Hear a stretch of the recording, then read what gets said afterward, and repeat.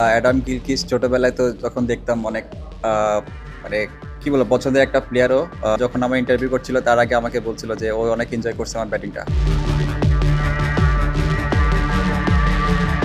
Adam Gilchrist Tanzid তামিমের childhood hero. নিজের দুর্দান্ত একটা সেঞ্চুরির পর যখন ড্রেসিং রুমে ফিরে এসেছেন, তারপর ব্রেকে সেই অ্যাডাম গিলক্রিস্টের কাছেই ইন্টারভিউ দিয়েছেন।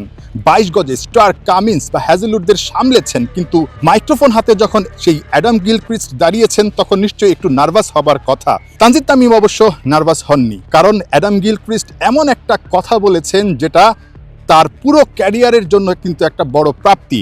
অ্যাডাম গিলক্রিস্ট ছোটবেলায় তো যখন দেখতাম অনেক মানে কি বলবো পছন্দের একটা প্লেয়ারও আর ও যখন আমার ইন্টারভিউ করছিল তার আগে আমাকে বলছিল যে ও অনেক এনজয় করছে আমার ব্যাটিংটা, তো এটা ভালো লাগার বিষয় আমার কাছে। তামিম আর গিলক্রিস্টের খেলার মাঝেও কিন্তু অনেকটা মিল আছে। তামিম অ্যাটাকিং ক্রিকেট খেলতে পছন্দ করেন, গিলক্রিস্টও কিন্তু একই রকম। গিলক্রিস্ট তাকে প্রশ্ন করেছিল যে তুমি আসলে ঠিক কিভাবে এই ধরনের উইকেটে এই ধরনের বোলারদের বিপক্ষে, যাদের 4 জনের উইকেটই হচ্ছে 610টা, তাদের সামলানোর সাহসটা করলে। তানজিদ তামিম প্রেস কনফারেন্সে এসেও কিন্তু সেই একই উত্তর দিয়েছেন। তিনি তাদের নামটা দেখেননি, দেখেছেন বলটা।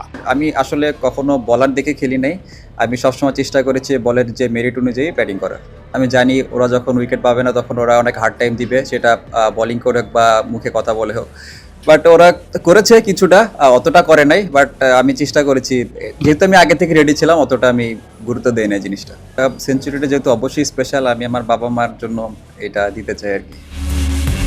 বাবা মা কিন্তু যে কোনো সন্তানের জন্য একটা ছায়া বটগাছ, ঠিক আমার পেছনের ওই গাছটার মতো সবসময় ছায়া হয়ে থাকতেই পছন্দ করেন। তানজিদ তামিম ক্রিকেট খেলা শুরু করেছেন, কিন্তু যেখান থেকে শুরু করেছিলেন, যেখান থেকে স্বপ্ন দেখাটা শুরু করেছিলেন, সব সময় তার বাবা মাকে পেয়েছেন।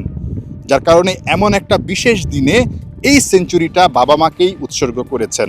নিঃসন্দেহে দিন শেষে টিম হোটেলে গিয়ে বাবা মার সঙ্গে যখন কথা হবে তখন আরও একটা দোয়া চাইবেন তাদের কাছে, আর সেটা হলো বাংলাদেশ যেন ইতিহাস গড়তে পারে এই ডারউইনে।